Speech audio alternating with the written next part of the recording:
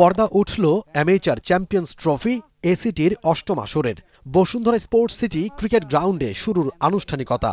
Cricket তো আমাদের বাংলাদেশে অনেক জনপ্রিয় একটা খেলা, সো ডেফিনেটলি ভীষণ ভালো লাগছে। সবাইকে অল দ্য বেস্ট।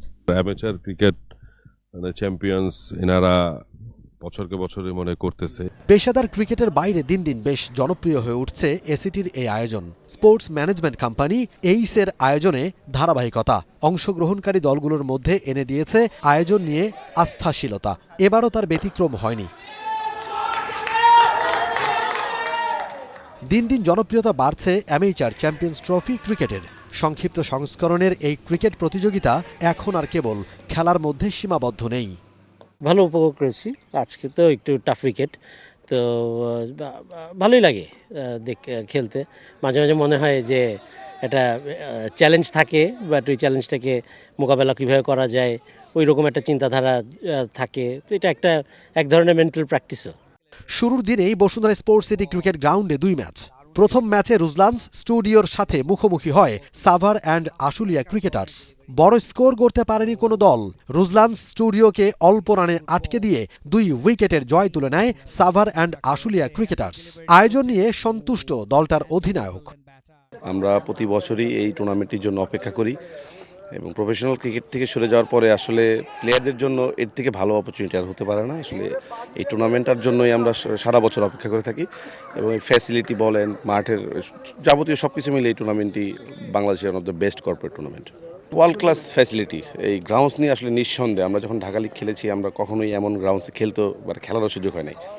তো আজকে কর্পোরেট লেভেলে এসে এমন একটা ইন্টারন্যাশনাল গ্রাউন্ডে খেলতে পেরে আমরা অনেক হ্যাপি। পরের ম্যাচে ফ্যান্টম ক্রিকেটার্সের বিপক্ষে 4 উইকেটের জয় তুলে নিয়েছে এসপিজেড boys.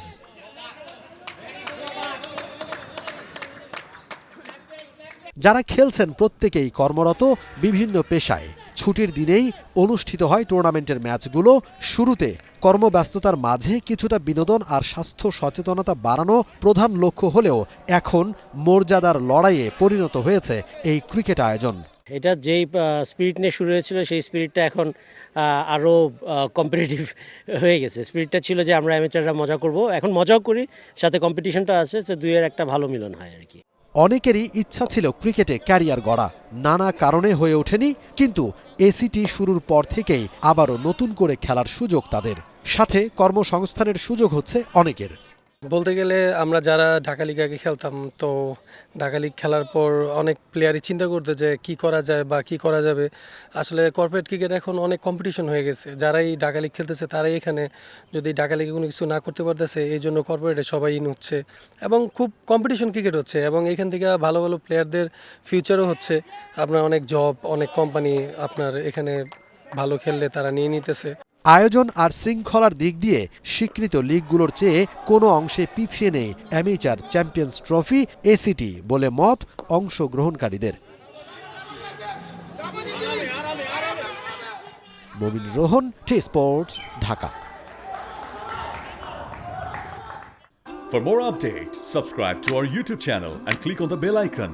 Follow us on Facebook and Instagram. Download T-Sports app to enjoy exciting games and highlights. Visit tsports.com.